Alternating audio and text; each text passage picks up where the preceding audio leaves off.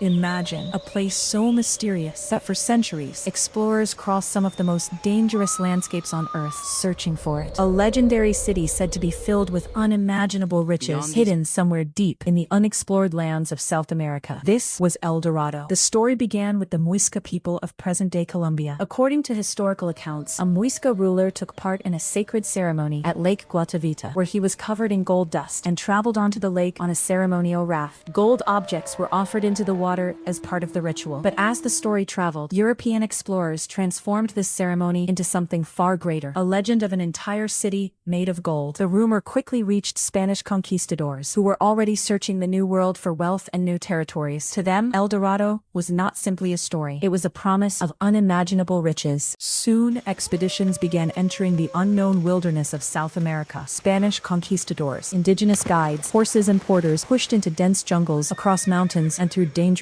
rivers, following rumors that seemed to lead deeper and deeper into unexplored territory. The journey was brutal. The explorers struggled through thick vegetation, endless rain, and muddy terrain. While food and supplies became increasingly difficult to obtain, rivers eventually became their main routes through the wilderness. One of the most famous expeditions was connected to Gonzalo Pizarro, who attempted to explore the vast eastern territories beyond the Andes. Another important figure was Francisco de Orellana, who became associated with the exploration of the enormous Amazon River. As explorers traveled farther into the wilderness, they encountered indigenous communities and settlements. These encounters sometimes convinced the Europeans that a wealthy civilization might truly exist somewhere beyond the horizon. But the magnificent golden city they imagined remained impossible to find. Over time, El Dorado became less of a specific place and more of a constantly moving destination. Every failed expedition created another rumor, and every rumor sent explorers farther into the unknown. Eventually, attention focused heavily on Lake Guatavita, where the original Muisca ceremony had taken place. Spanish treasure hunters believed that enormous quantities of gold might still be hidden beneath its waters. Attempts were even made to drain parts of the lake using primitive engineering methods. Some golden objects were recovered, but nothing remotely close to the legendary treasure city was discovered. The evidence suggested something very different from the European fantasy. The Muisca were a real and sophisticated civilization with rich traditions, agriculture, craftsmanship,